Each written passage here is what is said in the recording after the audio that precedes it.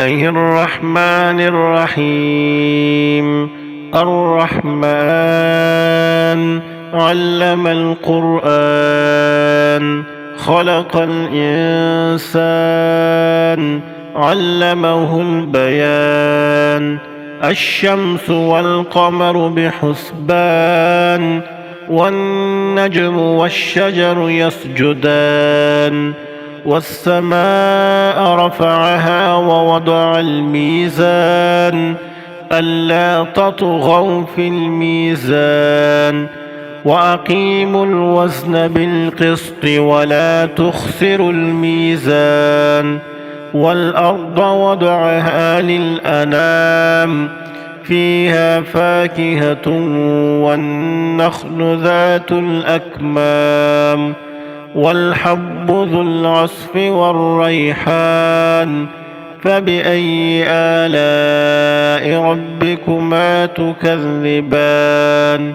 خلق الإنسان من صلصال كالفخار، وخلق الجان من مارج من نار.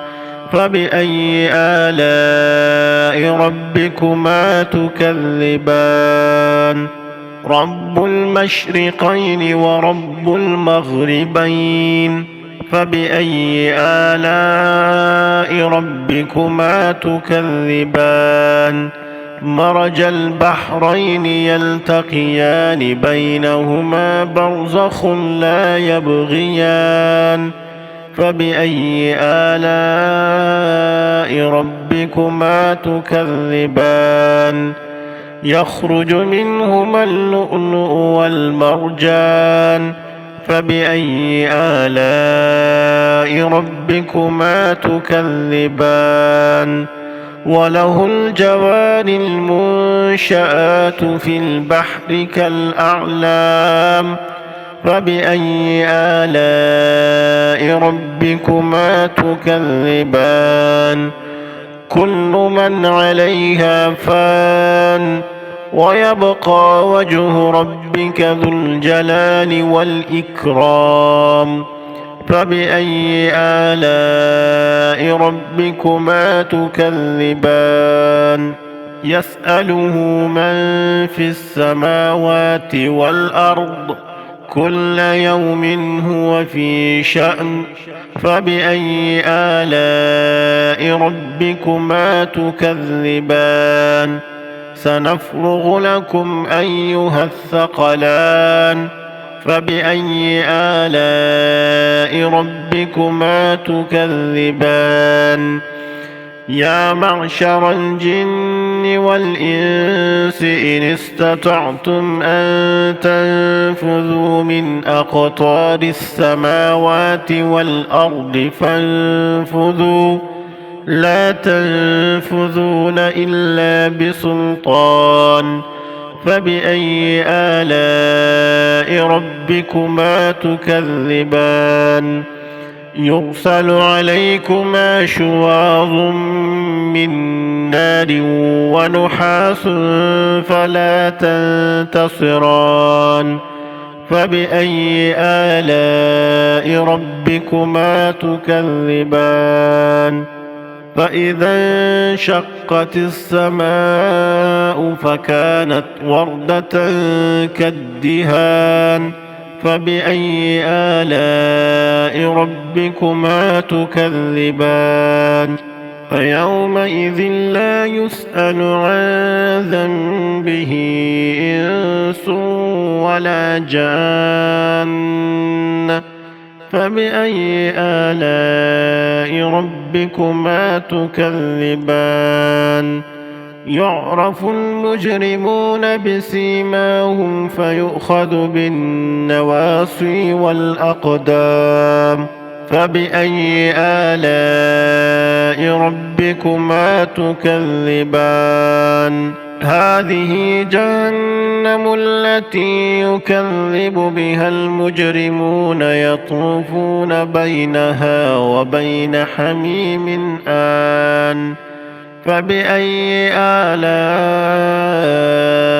ربكما تكذبان ولمن خاف مقام ربه جنتان فبأي آلاء ربكما تكذبان ذواتا أفنان فبأي آلاء ربكما تكذبان فيهما عينان تجريان فبأي آلاء ربكما تكذبان فيهما من كل فاكهة زوجان فبأي آلاء ربكما تكذبان متكئين على فرش بطائنها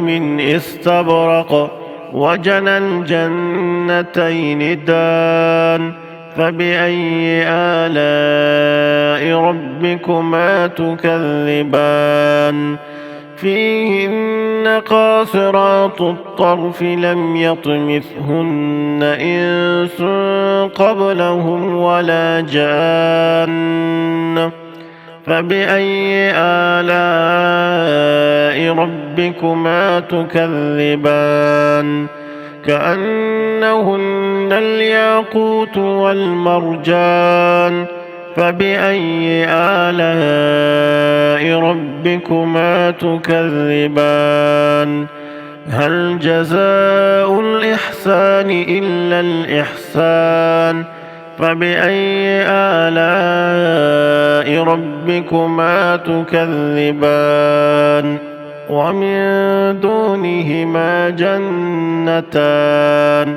فبأي آلاء ربكما تكذبان مدهامتان فبأي آلاء ربكما تكذبان فيهما عينان نضاختان فبأي آلاء ربكما تكذبان فيهما فاكهة ونخل ورمان فبأي آلاء ربكما تكذبان فيهن خيرات حسان فبأي آلاء ربكما تكذبان حور مقصورات في الخيام فبأي آلاء ربكما تكذبان لم يطمثهن إنس قبلهم ولا جان فبأي آلاء ربكما تكذبان متكئين على رفرف خضر وعبقري حسان فبأي آلاء ربكما تكذبان تبارك اسم ربك ذي الجلال والإكرام